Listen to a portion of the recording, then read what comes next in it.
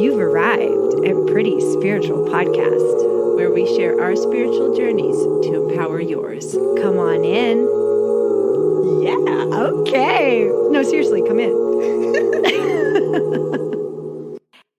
Hello. Welcome. I am Annie. This is the marvelous Lindsay Pony. Hello. We are a Pretty Spiritual Podcast. This is a live podcast episode. And we are just kind of getting settled in. So you'll hear our plants rustling as they come to cohabitate with us, and our papers and our knees and stuff. So yeah, we brought in natural foliage. If you hear a wild jungle cat in the background, that is Lindsay Pony's very beautiful kitty that is untamable and will not be stopped from I tried to kick him out. I'm sorry. He's like, I'm here for the party. He's like, I'm a sensitive creature too. I need to be in on this. So sensitive. I have to be here. Oh. So today our episode is about being a sensitive person, and we titled it Tools and Resources for Empaths and Highly Sensitive People. And however you identify across that spectrum, and Lindsay did a lot of research and probably has more insight into that too. I just know that I have always been really sensitive, and things impact me, whether it's sensory experiences or emotions or my energy levels. It just is different than it is for other people. And so we have been talking about how do we navigate this world that is just full of social media and noises and beeps and cars and all this sensory overload happening all the time, and then these constantly raising expectations of what we should be able to meet and perform and produce at, and how that's kind of considered what our value is. There's just a lot happening too in my personal life. My mom is very sick right now with late stage cancer, and all this sensitivity feels extra tender.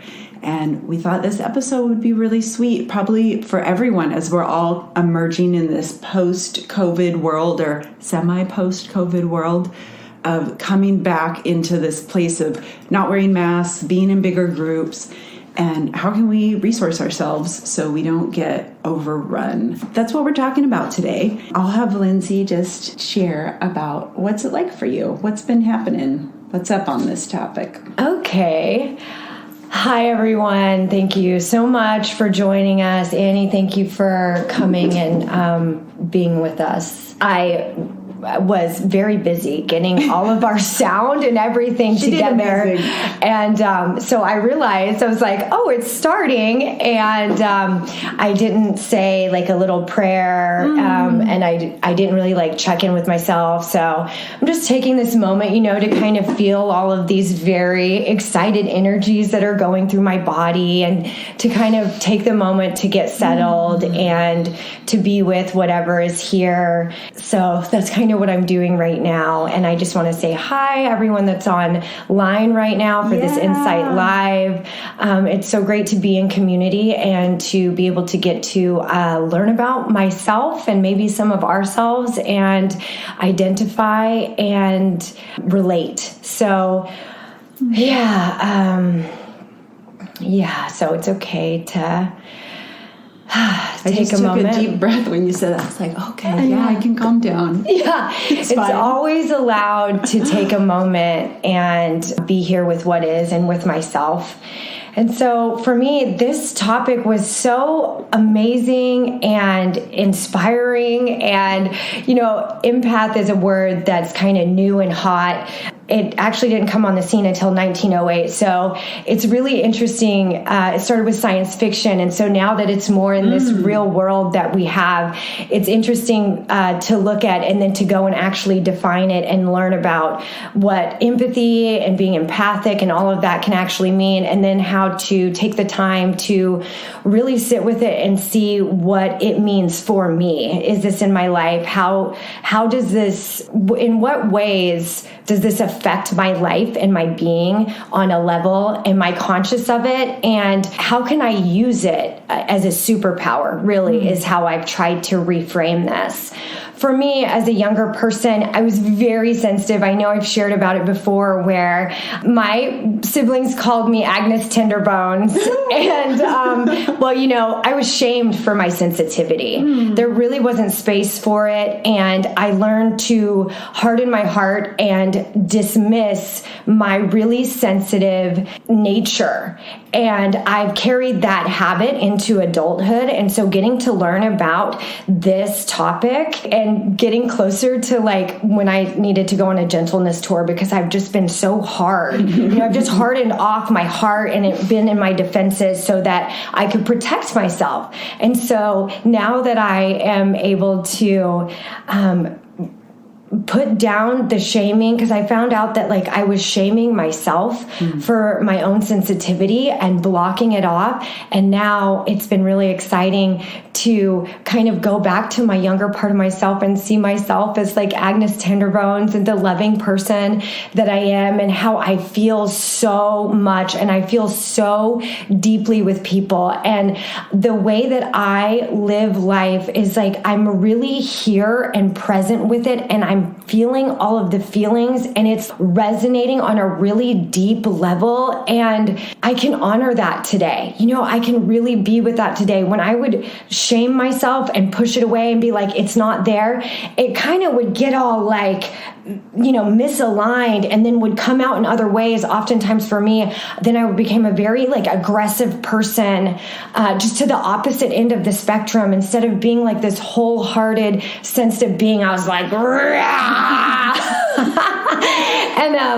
and so I really like to look at the different ends of the spectrum of how I go when I'm not being able to be with these authentic vibrations and energies that are inside of me. And another thing just to touch on is, for me, getting to learn about my sensitive nature, how I feel fully, and how the intensities go from one end to the spectrum to the other is what's been helping me to really be able to hone in on my authentic nature and what's been here, what I've been blocking off, so that I can get closer to it and to be more available with it, so that I can actually use it in ways of my benefit instead of it getting misaligned and then working out kind of haywire. Like sometimes my empathic nature ends up leading me into codependency, perfectionism, like a lot of other virtues and values that I aren't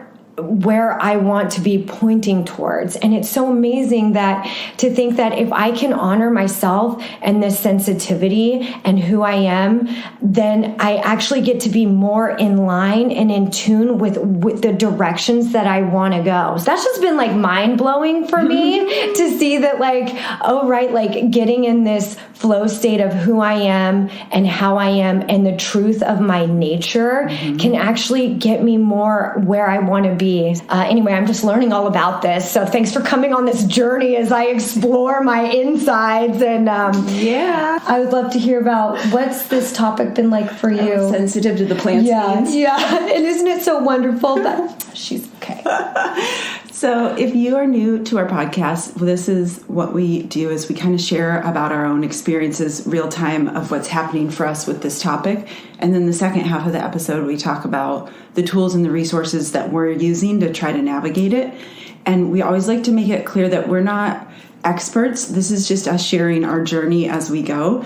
I mean, Pony is an expert. No, we are experts in our own experience. Yeah. I highlighted it for us because Annie was reminding me when we were like workshopping things that we're working on, like, oh yeah, we are experts in our own experience. And that's what we're doing. We're sharing very honestly and truthfully and vulnerably of like these other sides of ourselves, and we're experts in that area for ourselves. And you, maybe listening, could get enlivened or inspired to become the expert or the scientist of your own life, your own internal ways of being, so that you can take that information and be able to use it for yourself and the world, essentially. Yeah, and tell us what's working for you too. We love the tool share. Yeah, we need all the tools, favorite. And we need to share. Yeah, we got to share, because we learned all these from other people. Yes, too. we did. For me, with this topic, I have, like I said in the intro, I've always known that I was sensitive, but I really, like Pony said too, I made fun of myself for it. Like I had no room for it, and I thought it was a fault because I noticed that I was so responsive and reactive to how, like, teasing or things like this. I didn't have any tolerance for that being the truth about me, and nor did I have any tools.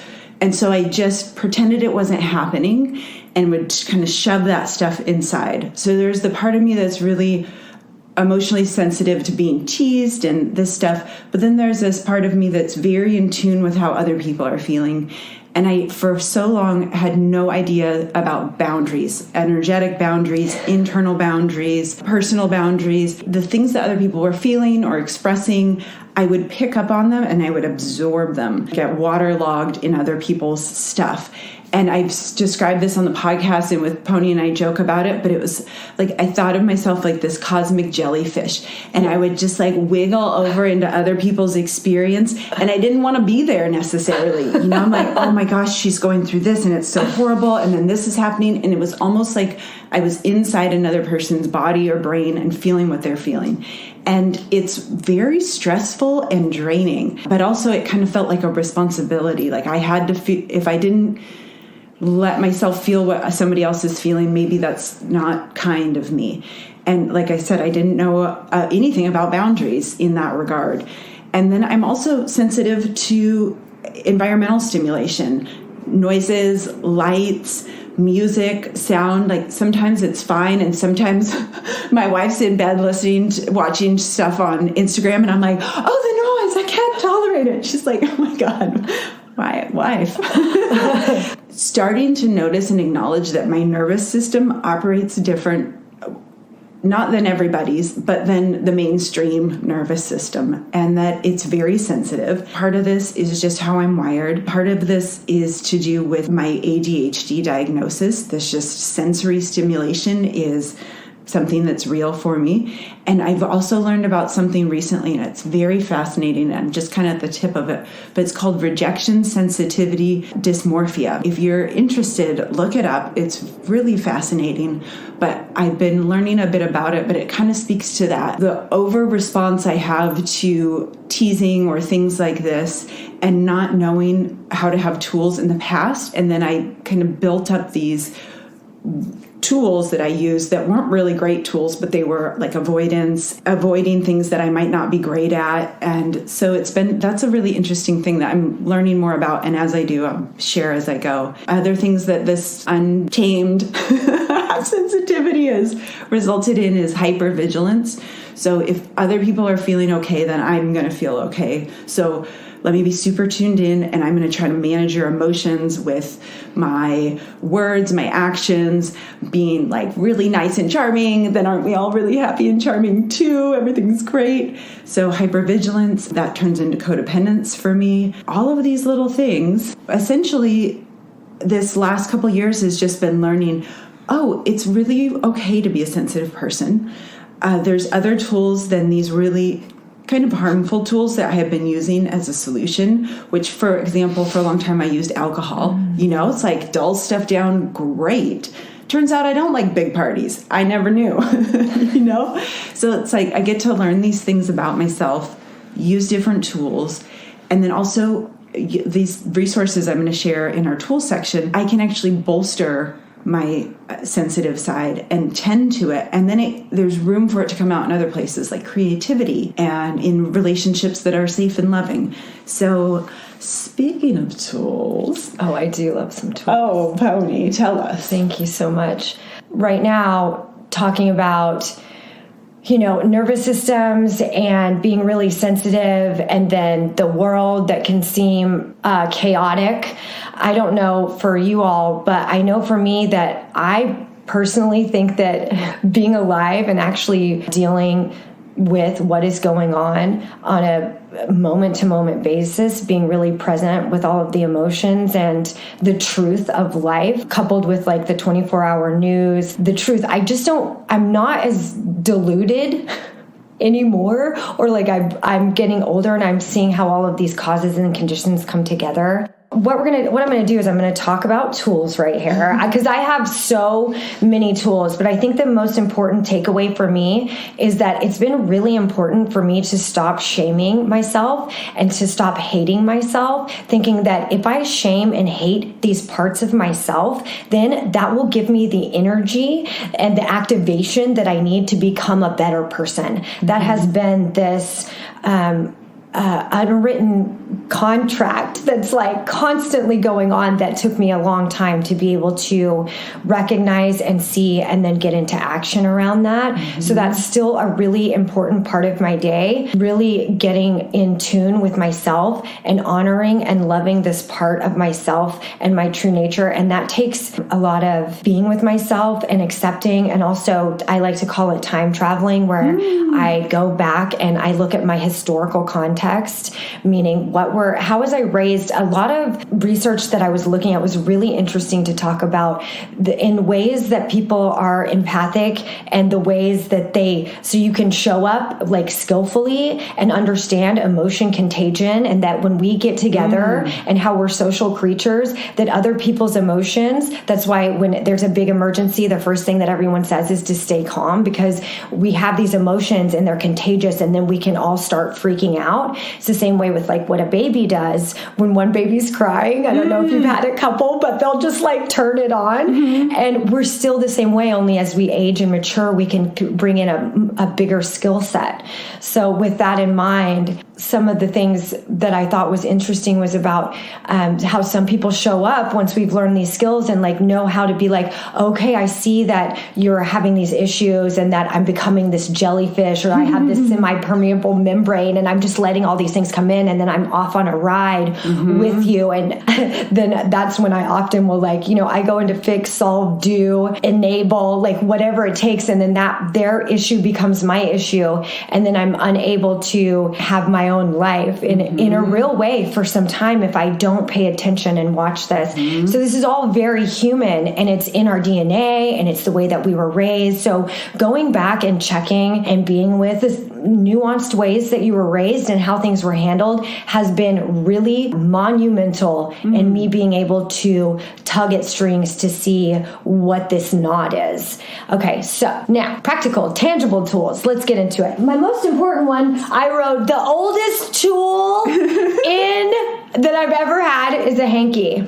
So when you do your historical context and you need to cry, so that's my number one favorite one. And I don't know, I'm sure I've shared about that, but anyway. Bonnie brings hankies when we're going to have a hard topic. A personal one for me that's been very helpful in this is to notice my intensity. Again, when just hearkening back, I'm usually on the spectrum, whether I'm more aggressive, because that's just my type of how I was raised. We were a very intense family and would yell. So you have to get to know yourself and see your little markers so that you can have these signposts of what your internal environment is like, so that instead of just an automatic reaction, you can pause and respond. So when I start to notice my intensity somatically, what that feels like in my body, I get really tight and like I'm not breathing fully. And then I'm just like really fast thinking. I mean, so fast that there isn't a time. That's also when I know that I'm in my survival brain, right? Because what happens is if we were actually being chased by a lion, all of our, everything gets directed to being able to run, just to get out. So fight or flight. That's right. So that's what we're talking about with nervous systems. So nervous systems are nervous. Okay. That's always a cue for me that I try to remind myself. It's very quick to be like, what's happening? Where is it? And I'm also a very like hypervigilant person. I'm always kind of waiting for that. So this is information about myself that I've gained that I can use. The more I get to know about myself and honor myself and listen to myself, hold myself, grieve for the things that needed to be grieved, the more that I can have this really full, wholehearted experience with myself, my intensity, and noticing my intensity. And before, again, with like, I have a lot of shame around like my natural energy and who I am. It's always been, I love Pony's energy. It's the best. It's always, I've had to evolve with it and understand it. And so it's a big indicator for me, and I can use it to help myself to see, okay, is this a moment where I can see that my nervous system is really triggered right now? I also wanted to talk a little bit about triggering, because what I recognized in my situation, learning about my sensitive self, is that I have been confusing my sensitivity, and I've been confusing it with the state of being triggered. So what has happened is I get triggered often. I'm doing a lot of really intense therapy, and in my life I haven't realized the moments that I've gotten triggered and in a triggered state. And when I'm in a triggered state, I can't function, I can't think properly, but myself doesn't know that. Myself is in a triggered state, and I'm like, okay, I gotta figure this out, so I'm gonna like just get into the mode of fixing, solving, whatever it is, and I'm in such a heightened like state that then it sends me into this tailspin where I can't take care of myself. So noticing my intensity and recognizing when I'm actually triggered, and not just writing it off as I'm a sensitive person, this is too much, I should be different, how do I get into action so that I can be a different person right now, when what I really need to do is I need to, number one, recognize that I'm triggered. I've been triggered. My nervous system is triggered. This is not the time for me to be able to problem solve. So I recognize that I'm triggered, and I take a moment, and then I realize, okay, my nervous system is flipped into survival mode. Okay, what are my tools? What are my tools? Okay, go back to tools. So for this one, it's bilateral is what they call it. So bilateral stimulation, like I was talking about before, when we get into fight or flight, all of our mental energy is going to get us to get out and to just be able to survive. So we want to be able to calm ourselves down. So what we do is, you can take any object, whatever is around. Right now I have a pen. I'm going to take some pink tape. So you take some tape, and you're going to just move it, and you're going to completely follow it with your eyes. So you're getting the full stimulation of your brain to come back online. And this helps you to be able to go from that fight or flight, very small part of your brain, into the bigger part of your brain that's going to move you more into relaxing. And so what I will do is I will get some bilateral stimulation. There's so many nervous system tools. So this is just one of them. I can even feel like how a different part of my brain starts to come on. Then I'm going to do a quick breathing exercise. There's so many. I love breathing exercises. And right now, the one that I really, really like is you take 2 pressurized inhales and then a long exhale. So I'm going to do it a couple times for you. So it's going to be a hard, fast inhale 2 times through the nose, and then a longer exhale, and just take your time with it. So it's going to go.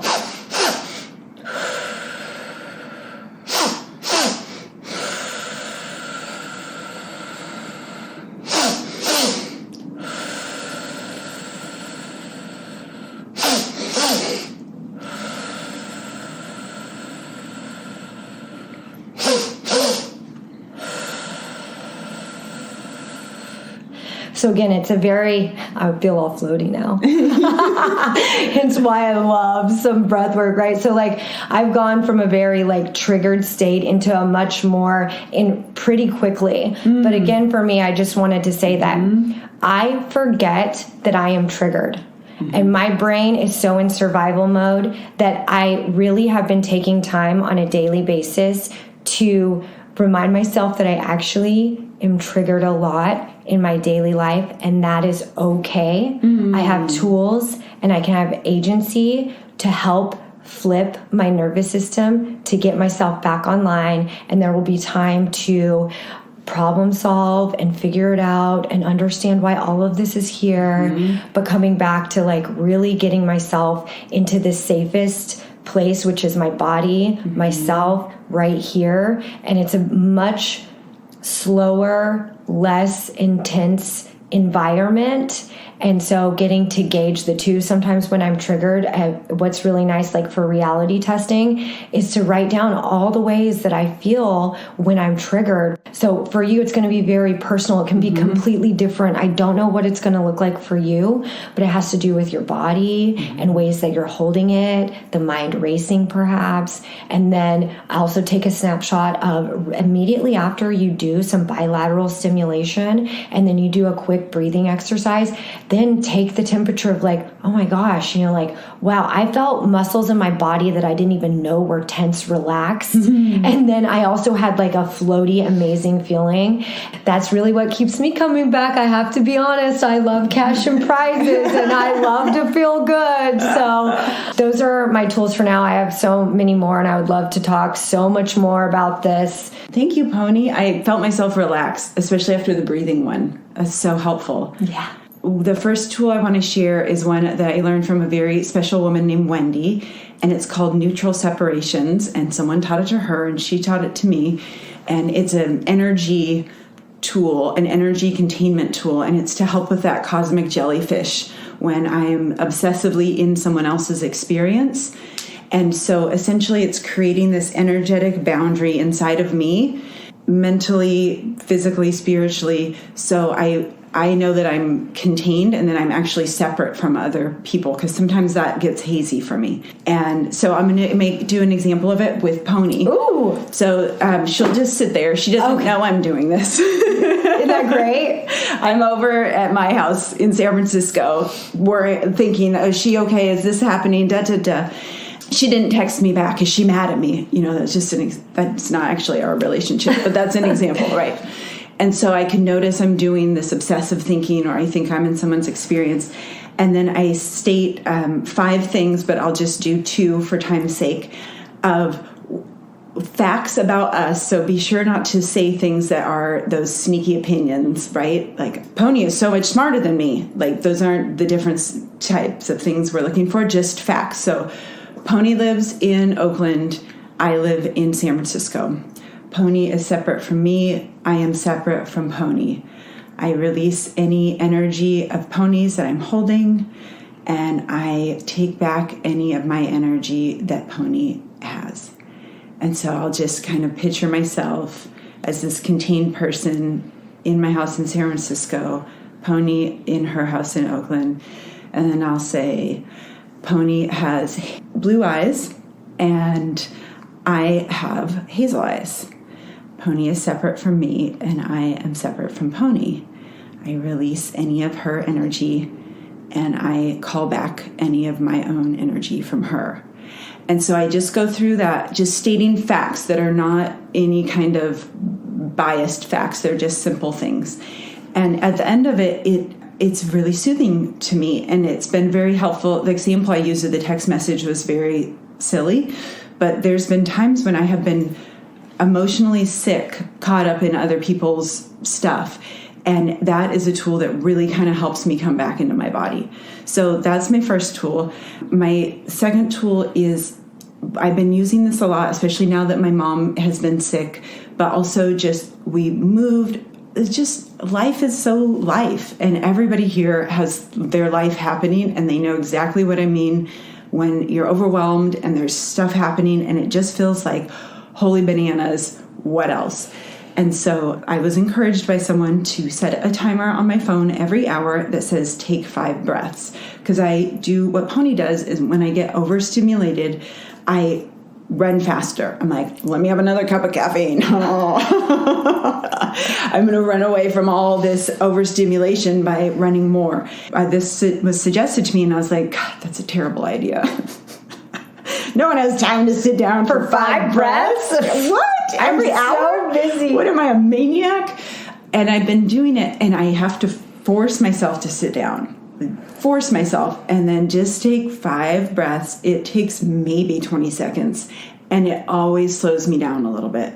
So that is another tool. Both of those tools are about me coming back into my body, because when I am overstimulated as a sensitive person, I kind of dissociate from my body, right? I start to ignore my body cues. I start to smash them down with caffeine, more stimulation, all these things.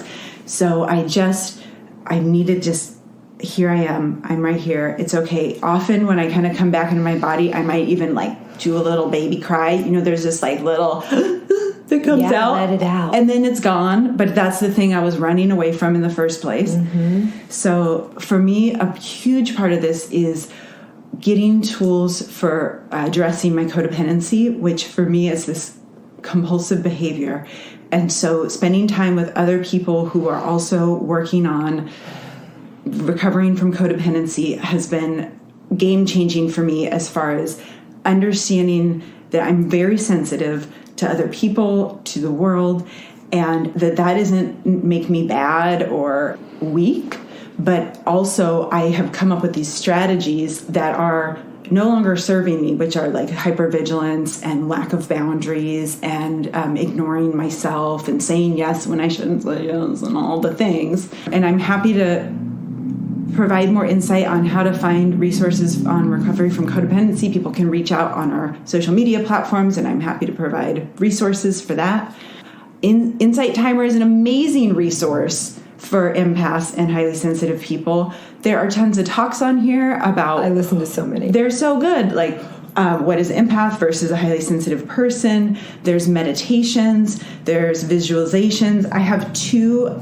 So in the morning, I have a routine that I do to prepare myself for the day. I'll usually journal, say some prayers, and then I'll listen to some guided meditations. And I've usually been listening to two. One that's kind of about my spiritual path, and then the other is about being an empath or a highly sensitive person and preparing yourself for the day. And it just gets my brain on board. So there's a couple that I have highlighted. One is Meditation for Empaths by Suzanne Robichaud. And it's really cool because she does this visualization in the beginning where she walks you through energy containment and kind of control of your energy.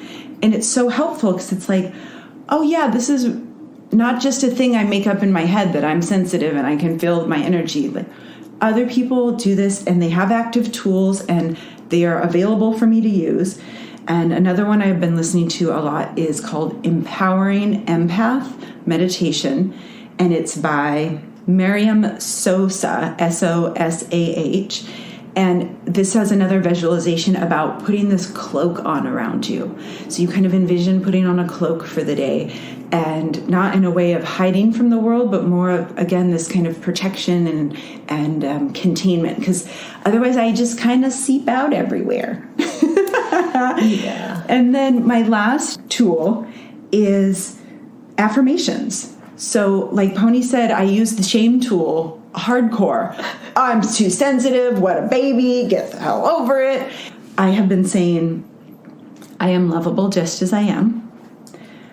I also really practice on saying, oh, I'm comparing myself to my wife. My wife is the most high executive function person. She's just clicking like this at 120% all the time. And I'm not her.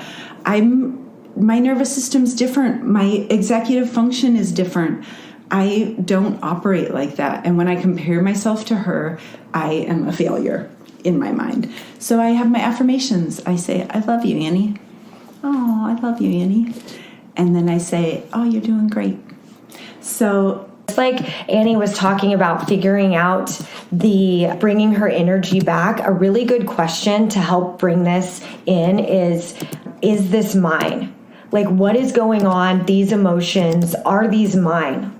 What do I stand to lose? What is going to happen with me?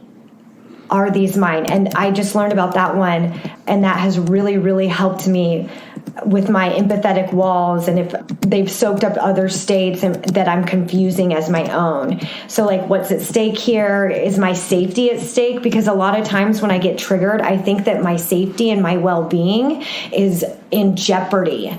So asking, is this mine?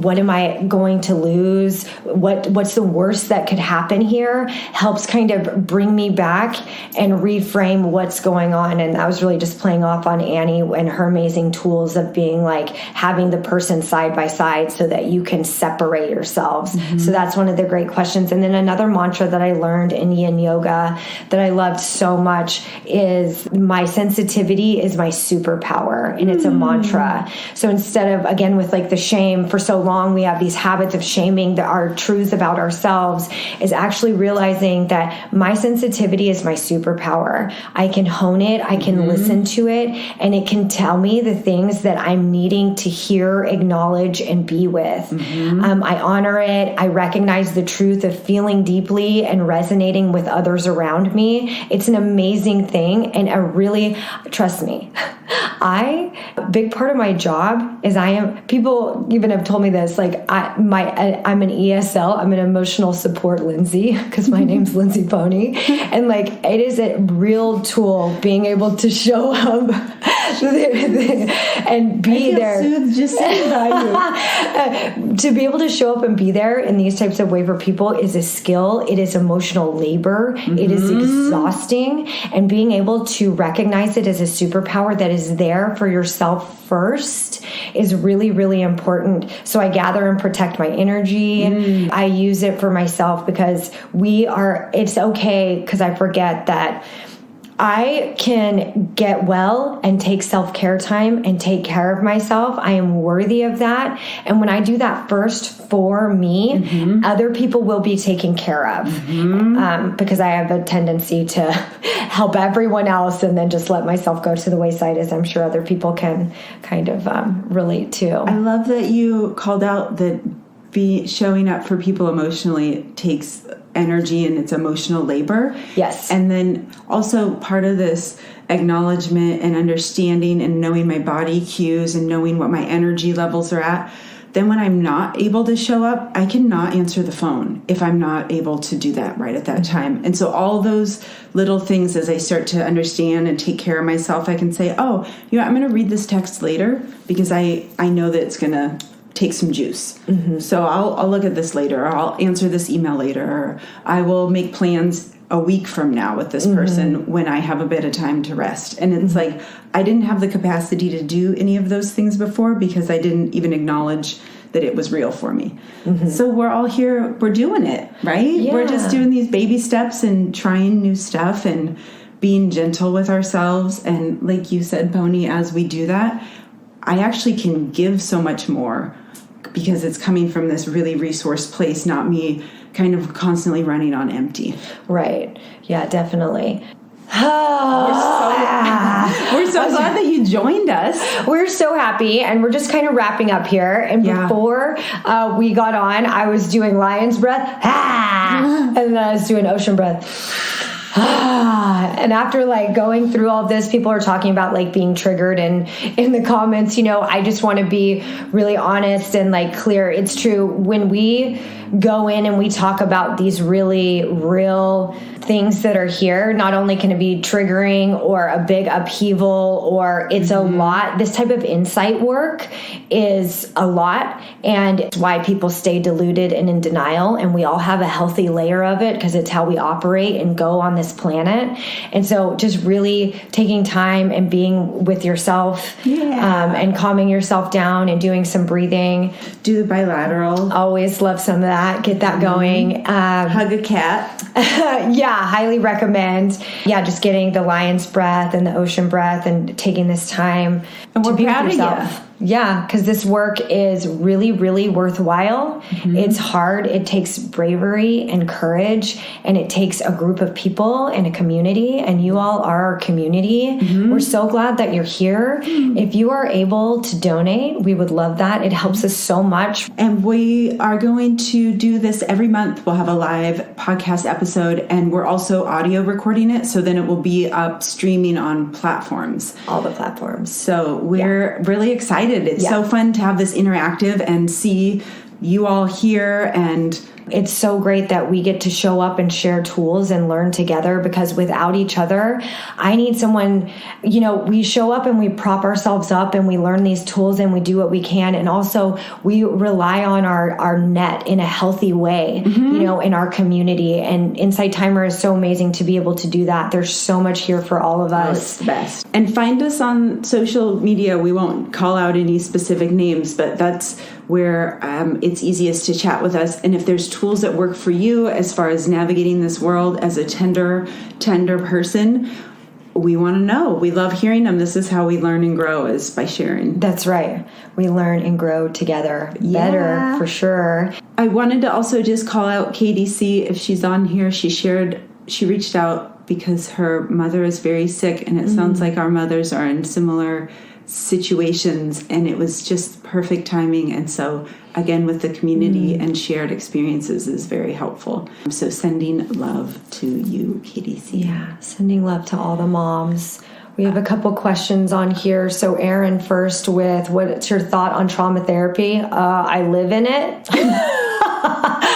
I'm doing so much trauma therapy right now. I do brain spotting currently. So I'm in somatic therapy, and we do where when you get into some sticky trauma spots that you've been going over, your eyes will look in a specific way, and then you kind of go in through that channel and use that ocular nerve to get into some places that you might not have been able to. And it has been monumental in my recovery. There's nothing more important than investing in your mental health. It will go on ad infinitum. And so when I think about that, I will do whatever it takes to be able to do that. I do somatic therapy I was going through PTSD, and my therapist is a somatic therapist, and it was very helpful because it was less about digging into specific memories or experiences, and it was more about working to release trapped emotion and experience in my body. So a lot of teaching me body cues, teaching me how to understand what was happening in my body because I had kind of dissociated from it for so long, and then giving me tools to get into my body safely, right. As well as having talk therapy. So I could talk about experiences as they came up, but it really was less about like reenactment or like confronting, and more just making room for when it came. Trauma is such a huge part of so many people's lives, and so we are sending love to everyone working on that right now. Pony, someone asked what our favorite colors is. Green, gold, and purple. All colors, rainbow. I need all colors, all patterns, all the time. I love that question. Thank you. Pony, someone asked about the bilateral movement. Can you just tell people what to look up, maybe, if they want to learn about it? If you look up nervous system regulating tools, there's so many, and bilateral stimulation, there's so many. I mean, even flossing your teeth counts.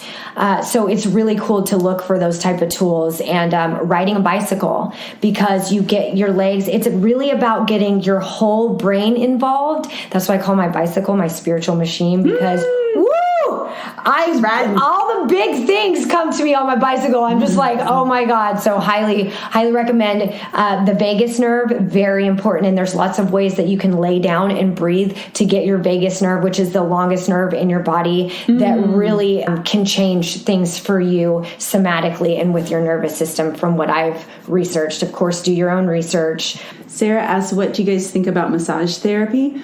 Pony and her partner, Justin, do a lot of massage and body work. Yeah, I think it's really, really, really important. My most favorite is actually contrast baths. I think that it is a spiritual experience that takes you to another level. For me, no matter what, the last 10 seconds of my shower minimum is freezing cold. So a contrast bath, this is also like Wim Hof. It's a type of breathing. And when you get very, very hot in a sauna, and then you take it all the way down, like freezing cold, all the way up for at least 30 seconds, and do that back and forth and back and forth. And it has helped me to be able to get over some really big blockages inside of my body, mind, and heart. And I do it at least once a month. The pandemic, it's been harder. So I really think that there's a lot there. If your doctor thinks it's okay. I am not a doctor. I don't know what anyone needs. What kind of therapy practice would you suggest to pull up stuffed down memories? That's such a great question, Carly. And I don't know if I have the specific answer to that. Pony has some insights. I think it would be really important, to make sure that you have a really wide net when exploring PTSD.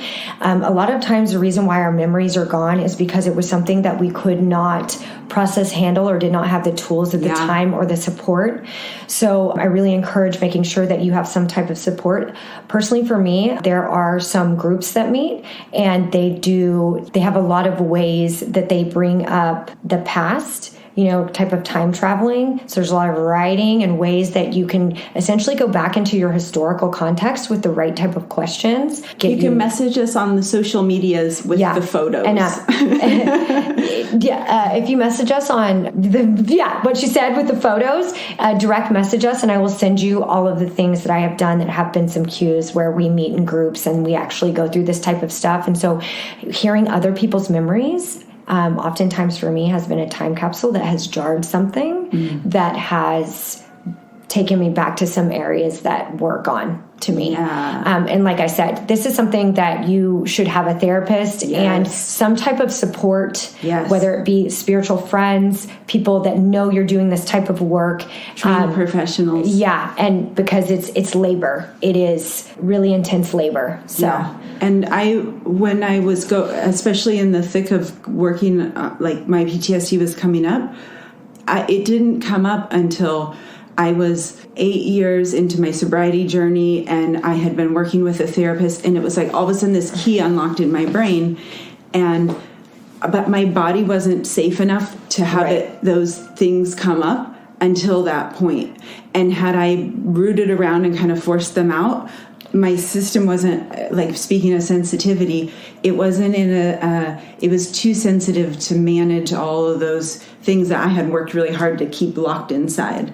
So like Pony said, I really, really encourage you to have as much support and to go with the guidance of a mental health professional who's informed in trauma as you go on your journey. And we love you, and we believe in you. Yeah, we're rooting for you. You're on the path. Keep going gently. Aww. Yeah.